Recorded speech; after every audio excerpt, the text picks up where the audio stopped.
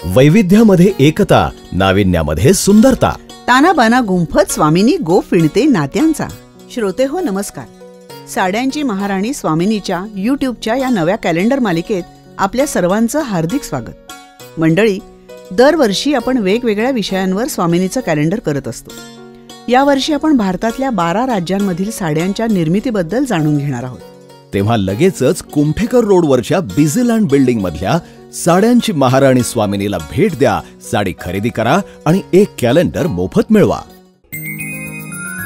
तू सखी, तू प्रिया, तू रूपा, तू मोहिनी. स्वामिनी स्वामिनी स्वामिनी. स्वामिनी अत्याधुनिक आणि पारंपरिक साड्यांचं विलोभनीय दालन. तुमची आवड जाणणारं, तुमचं सौंदर्य उजळवणारं स्वामिनी. सौभाग्य सुंदर लेऊनी वसने उभी मन भावनी. स्वामिनी Busyland building, Kumthekar road, Pune. साड्यांची महाराणी स्वामिनी. भारतभूच्या हृदयस्थानी मध्य प्रदेशाची कथाच न्यारी. इंदूरची राजेशाही इंदुरी तर महेश्वरची माहेश्वरी. ग्वाल्हेरची ती कोरा सिल्क आणि चंदेरीची चंदेरी. भारतीय परंपरेचं हे वैभव आपल्या स्वामिनीमध्ये सहज उपलब्ध. बरं का, भारतीय साड्यांच्या परंपरांमध्ये मध्य प्रदेशचं स्थान खूप वरचं आहे. म्हणजे आज तुम्ही मला मध्य प्रदेशामधल्या साड्यांबद्दल सांगणार आहात का? बरोबर. भारताचं दुसऱ्या क्रमांकाचं राज्य असलेल्या मध्य प्रदेशमध्ये विणकरांची एक मोठी परंपरा आहे. मध्य प्रदेशमध्ये इंदूर, ग्वाल्हेर, जबलपूर, उज्जैन, देवास, सागर, सतना आणि रेवा ही प्रमुख शहरं आहेत. पण आता मला साड्यांबद्दल सांगा. सांगतो ना. सर्वप्रथम मी इंदोरच्या राजेशाही इंदोरी साडीबद्दल सांगणार आहे. इंदोरी साडी? ओके. पण त्याआधी तुम्ही मला इंदोर बद्दल सांगा ना. म्हणजे हे होळकरांचं संस्थान ना? अगदी बरोबर. इंदूर हे शहर बरंच पुरातन आहे. पहिल्या बाजीरावांसोबत मराठी सरदार जेव्हा उत्तर दिग्विजय करत होते तेव्हा माळवा या प्रांतातील इंदूर या शहराची जहागिरी त्यांनी मल्हारराव होळकरांना दिली. आणि अहिल्याबाई होळकर या मल्हाररावांच्या सुनबाई ना? मल्हाररावांचा मुलगा खंडेराव यांना युद्धामध्ये वीरगती प्राप्त झाल्यावर त्यांच्या सुनेनं म्हणजेच महाराणी अहिल्यादेवी होळकरांनी राज्यकारभार सांभाळला. त्या एक उत्तम राज्यकर्ता म्हणून प्रसिद्ध झाल्या. अहिल्यादेवींचा महेश्वरचा राजवाडा अतिशय प्रेक्षणीय आहे. आजही सुस्थितीत असलेल्या मोजक्या राजवाड्यात त्याची गणना होते. अरे वा, छानच की. होळकरांचा राजवाडा इंदूरच्या मध्यात उभा आहे. इंदूर शहराचं हवामान अतिशय उष्ण आणि कोरडं आहे आणि तापमान विषम आहे. म्हणजे हिवाळा अतिशय थंड आणि उन्हाळा खूप गरम. हे हवामान तर पूर्ण मध्य प्रदेशमध्येच असतं. आणि इंदोर हे एक औद्योगिक क्षेत्र पण आहे बरं का. भारतातल्या 3 मोठ्या स्टॉक एक्सचेंज पैकी एक असलेलं स्टॉक एक्सचेंज इथं आहे. अगो भाई, काय सांगताय काय? आणि आता मी तुला इंदोरच्या सुप्रसिद्ध माहेश्वरी साडीबद्दल सांगणार आहे. हो, म्हणजे माहेश्वरी साडी तर खूप पूर्वीपासून प्रसिद्ध आहे. भारतातल्या सुप्रसिद्ध अशा साड्यांपैकी एक म्हणजे माहेश्वरी साडी. या साडीचं उत्पादन मुख्यतः माहेश्वर या मध्य प्रदेशातल्या शहरात होतं. या साडीचा इतिहास 18व्या शतकापासून सुरू होतो. राणी अहिल्याबाई होळकरांनी राजेशाही परिवारांना आणि नातलगांना भेट देण्यासाठी माहेश्वरी साडी खास तयार करून घेतली होती. या साड्यांमधून महेश्वरचा सांस्कृतिक आणि ऐतिहासिक वारसा जपला जातो आणि तो पुढेही जपला जावा या जाणीवेपोटी एक जगप्रसिद्ध ब्रँड उदयास आलाय. म्हणजे मग अहिल्यादेवींनी ही साडी काही विशेष कारणाने तयार करून घेतली होती का? सांगतो. 18व्या शतकात अहिल्याबाई होळकर जेव्हा मध्य प्रदेशावर शासन करत होत्या तेव्हा त्यांनी रोजगार निर्मितीसाठी आणि आपल्या भेटीसाठी येणाऱ्या राजघराण्यातल्या पाहुण्यांना एखादी छानशी भेटवस्तू द्यावी या उद्देशानं माहेश्वरी साड्यांची निर्मिती सुरू केली. होळकरांची राजधानी महेश्वर गावी या साड्यांचं निर्मितीचं काम सुरू झाल्यामुळे या साडीला महेश्वरी साडी असं नाव देण्यात आलं. अहिल्याबाईंच्या आग्रहावरून सुरत, मंडू आणि माळव्यातून अनेक कुशल कारागीर इथं बोलावण्यात आले. या कारागिरांच्या कौशल्याची छटा आजही आपल्याला या साड्यांच्या डिझाईन्समध्ये दिसते. पण मग ही साडी सुती असते का रेशमी? ही माहेश्वरी हातमागावरची साडी मुळात रेशीम वापरून बनवली जात असे. काळानुसार त्यात सूत आणि लोकरीचा वापर केला जाऊ लागला. मूळ रेशमी धाग्यांनी बनवलेली ही नऊवारी साडी राजपरिवारातील स्त्रिया नेसत. बदलत्या काळानुसार ही साडी सुती, त्याचबरोबर सुती आणि रेशमाच्या मिश्रणातून तयार केली जाऊ लागली. ओ, आणि मग डिझाईन्स, म्हणजे डिझाईनचं काय? साडीचं डिझाईन अहिल्यादेवींच्या शांत, संयमी आणि शोभिवंत व्यक्तिमत्वाला लक्षात घेऊन करण्यात आलं होतं. ओ, संपूर्ण साडी साधी म्हणजेच प्लेन ठेवली गेली. फक्त पदरावर कलाकुसर आणि नक्षीकाम केलं जात असे. माहेश्वरी साडीचं डिझाईन हे माहेश्वर किल्ल्याच्या भिंतींवरून प्रेरित आहे. ओ, भिंतींवरती कोरलेल्या फुलांच्या, हिऱ्यांच्या आकृत्या, चटईचं डिझाईन आज सुद्धा माहेश्वरी साडीत आपल्याला दिसून येतं. ओ, बर. आणि मग रंगसंगतीचं काय? पूर्वीच्या काळात माहेश्वरी साडी फक्त गडद रंगात तयार केली जायची, जसं की लाल, हिरवा, जांभळा, काळा इत्यादी. आणि स्थानिक लोकांमध्ये परिचयाची नावं म्हणजे डाळिंबी, गुलबक्षी, अंगुरी, तपकिरी, आमरक इत्यादी. आजकाल ही साडी अगदी हलक्या आणि फिक्या रंगात सुद्धा आपल्याला पाहायला मिळते. छानच रंगसंगती आहे की हो. आणि बरं का, पदरावरती पट्टे किंवा चौकोनी डिझाईन असलेली साडी अत्यंत साधी असते. साडीच्या काठावरती चटईचं डिझाईन, पानांचं आणि फुलांचं चित्रण दिसतं. तात्पर्य काय?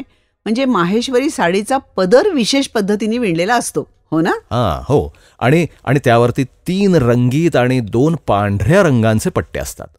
पदरांचे विविध प्रकार असलेली ही साडी विविध नावांनी ओळखली जाते. वा, म्हणजे खूपच छान. तू सखी, तू प्रिया, तू रूपा, तू मोहिनी. स्वामिनी, स्वामिनी, स्वामी. स्वामिनी अत्याधुनिक आणि पारंपरिक साड्यांचं विलोभनीय दालन. तुमची आवड जाणणारं, तुमचं सौंदर्य उजळवणारं स्वामिनी. सौभाग्य सुंदर लेऊनी वसने उभी मन भावनी. स्वामिनी विझलँड बिल्डिंग, कुमठेकर रोड, पुणे. साड्यांची महाराणी स्वामिनी. आता पुढची साडी कोणती हो? चंदेरी. काय सांगताय काय? म्हणजे चंदेरी साडी इंदोरमध्ये बनते? हो तर. मध्य प्रदेशमधील अशोकनगर जिल्ह्यातील चंदेरी शहर अनेक ऐतिहासिक ठिकाणांसाठी प्रसिद्ध आहे. हो. त्याचप्रमाणे तिथं विणल्या जाणाऱ्या चंदेरी साडीसाठी सुद्धा. ऐतिहासिक नोंदीनुसार चंदेरी ही शिशुपाल राजाच्या राज्याची राजधानी होती. बर. आणि चंदेरी विणण्याची ही कला 13व्या शतकात राजा शिशुपालाच्या राजकाळात प्रसिद्ध झाली. थांबा. एक शंका आहे. हा शिशुपाल म्हणजे भगवान श्रीकृष्णाने ज्या सुदर्शन चक्राने वध केला तो नाही ना? अगं, तो महाभारत काळातला. हा 13व्या शतकातला आहे. सुरुवातीला या साडीचे कारागीर मुख्यतः सगळे मुस्लिम असत. इसवी सन 1350च्या सुमारास कोष्टी कारागीर झाशीहून चंदेरी गावात स्थलांतरित झाले. अच्छा, पण ह्या चंदेरी साडीचं अजून काय वैशिष्ट्य आहे? चंदेरी सिल्क साडी ही भारतीय महिलांच्या वॉर्डरोबमधील एक प्रमुख साडी आहे बरं का. आणि जेव्हापासून ती फॅशन बिरादरीमध्ये उदयास आली, पारंपरिक ड्रेप असो किंवा इंडो वेस्टर्न फ्युजन आउटफिट असो, चंदेरी सिल्क साड्या डिझायनर्सच्या आवडत्यात आणि त्यांना फॅशन विश्वात भरपूर मागणी आहे. पण याचं विणकाम कसं असतं? सांगतो. सुती धाग्यांवर आणि बुटीजवर विणलेली सिल्क, कॉटन आणि जरी मटेरियल ही सिग्नेचर स्टाईल आहे, जी तुम्हाला अस्सल चंदेरी सिल्क साडीमध्ये मिळेल. केवळ बुटीजच नाही तर साड्यांमध्ये ठळक पॅटर्नची कामं आणि देवी, हंस, मंदिरं इत्यादी सारख्या पारंपरिक आकृतिबंध त्याच्यावरती असतात. आणि सामान्यतः रेशीम आणि सुती जरीनं हातानं साड्या विणलेल्या असतात. अरे वा, छानच की. आणि या साड्यांची आणखीन एक खासियत आहे, ती म्हणजे या बुटीजवर सोनं, तांबे, चांदीची धूळ संपूर्ण फॅब्रिकवर वापरली जाते. आजकाल चंदेरी सिल्क साडी काळ्या, लाल, चमकदार केशरी, नेव्ही ब्लू पर्यंत कोणत्याही छटेमध्ये येऊ शकते.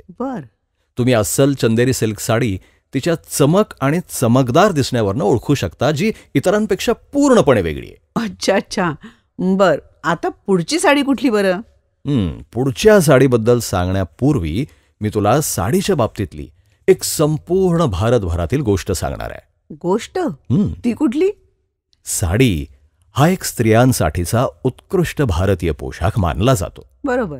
तो केवळ एक कापडाचा लांब तुकडा नाही, तर संस्कृती, सौंदर्य आणि परंपरा यांचं प्रतीक आहे. हे स्त्री आकर्षणाचं प्रतीक आहे आणि वेगवेगळ्या पिढ्यांमधील स्त्रियांनी परिधान केलेला पोशाख म्हणून काळाच्या कसोटीवरती उतरलाय. या ठिकाणी आपण साड्यांच्या जगाचा शोध घेत आहोत. त्यांचा समृद्ध इतिहास, उत्कृष्ट कारागिरी आणि सांस्कृतिक महत्त्व यांचा शोध घेतोय. या कालातीत कपड्याच्या दैदिप्यमान जगाच्या प्रवासात सगळ्यांनी आपल्याबरोबर सामील व्हायला हवं. अगदी बरोबर आहे. प्राचीन भारतीय धर्मग्रंथ आणि ऐतिहासिक ग्रंथांमध्ये सापडलेल्या साड्यांचा इतिहास हजारो वर्षांपूर्वीचा आहे. साड्यांची निर्मिती भारतभरात सर्वत्र होते. त्या प्रत्येक बनावटीमध्ये वेगवेगळे पोत, ड्रेप आणि आकर्षकता दिसून येते. खरंच बाई, किती किती आणि काय काय गोष्टी समाविष्ट असतात नाही आमच्या साड्यांच्या घडणीमध्ये. साडी बनवताना वापरल्या जाणाऱ्या काही लोकप्रिय कापडांमध्ये रेशीम, कापूस, शिफॉन, जॉर्जेट, लिनन, क्रेप आणि सॅटिन यांचा समावेश होतो. साडीचा एकूण लुक, आराम आणि प्रसंगानुरूप योग्यता ठरवण्यात फॅब्रिकची निवड महत्वाची भूमिका बजावते. साड्यांचा इतिहास एवढा जुना आहे. ग्रेट, मस्त. मला आज खूप छान वाटलं या साड्यांचा इतिहास ऐकून. मध्य प्रदेश तसा हा टोकाचं हवामान असलेला प्रदेश आहे. थंडीच्या दिवसात प्रचंड थंडी, उन्हाळ्याच्या दिवसात प्रचंड उकाडा असं वैशिष्ट्य आहे.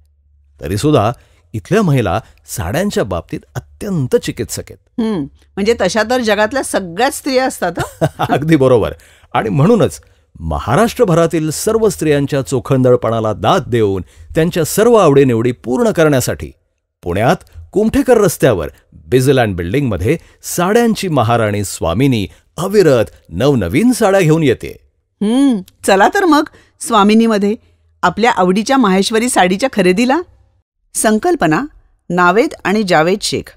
लेखक प्रताप देशमुख. निवेदन सुनेत्रा मंकणी, डॉक्टर अमित त्रिभुवन. निर्मिती रविराज पब्लिसिटी प्रायव्हेट लिमिटेड. ध्वनिमुद्रण व्हायब्रेनिया द स्टुडिओ प्रायव्हेट लिमिटेड. ध्वनिमुद्रक अजिंक्य पुरंदरे. निर्मिती संयोजन शेखर काळे. तू सखी, तू प्रिया, तू रूपा, तू मोहिनी. स्वामिनी, स्वामिनी, स्वामिनी. स्वामिनी अत्याधुनिक आणि पारंपरिक साड्यांचं विलोभनीय दालन. तुमची आवड जाणणारं, तुमचं सौंदर्य उजळवणारं स्वामिनी. सौभाग्य सुंदर लेऊनी वसने उभी मन भावनी. Swami. Swamini, Bizland building, Kumthekar road, Pune. साड्यांची महाराणी स्वामिनी.